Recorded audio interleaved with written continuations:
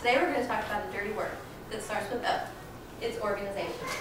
Well, organization has become a bit of a dirty word, especially by those who think the task is tedious or a complete waste of time.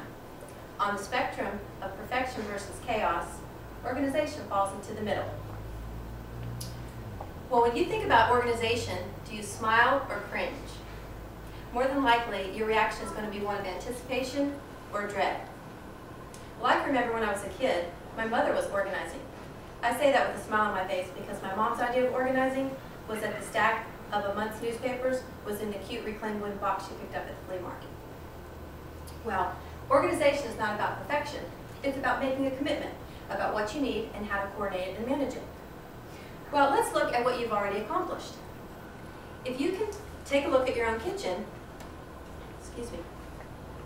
you'll see that you've already taken the first steps to getting organized. I'm willing to bet that you have all of your dishes together in one cabinet, and your flatware's in a divided tray in the drawer. If you open your pantry, all the cereals are together, and the snacks are probably grouped so the kids can find them easily. Well, if I've just described your kitchen, are you still wondering if you have what it takes? Well, you do have what it takes. So let's get started.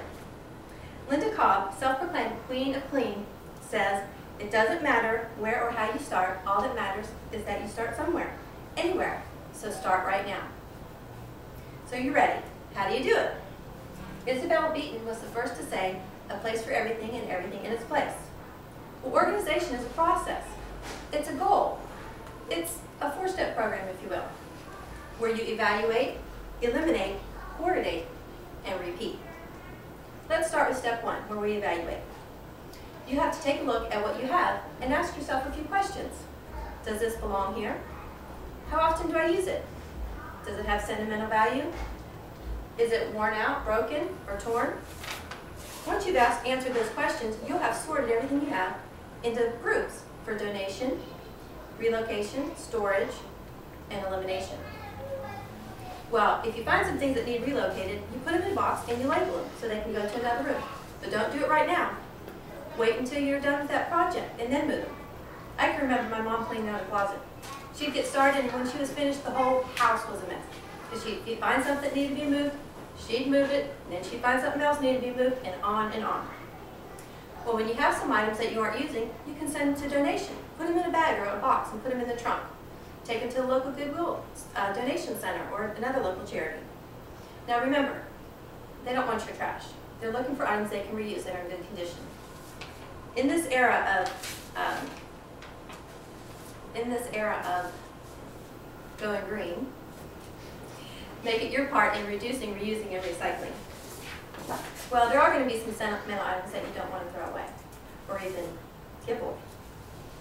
Well, there will always be things that you want to keep because it reminds you of a particular event, or it might be something your child made or that they used to love and they don't use anymore, like their favorite teddy bear. And don't beat yourself up because you want to keep things.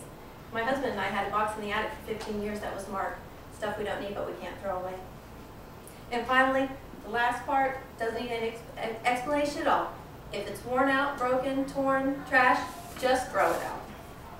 Well, now you've eliminated what you have, or you've evaluated what you have, and you've eliminated what you need. You've evaluated what you have, you've eliminated what you don't need, and you can start to coordinate what you're keeping. This is where the fun begins. There are 1,000,001 systems out there and appliances for organizing.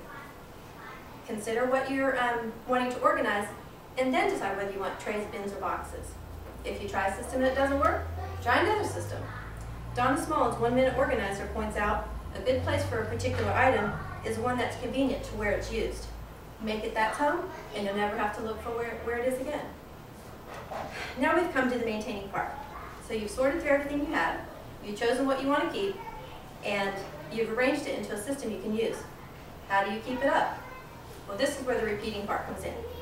It's important to make sure that you understand to make organizing a part of every day. Denise Schofield, a home management and organization expert, was once quoted as saying, "Areas don't stay organized by themselves."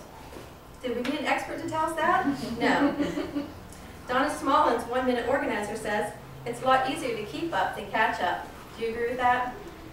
Well, you have to choose how much time you're willing to give each day to organizing.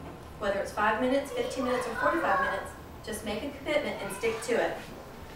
The Queen of Clean, Linda Cobb, says, it just takes practice.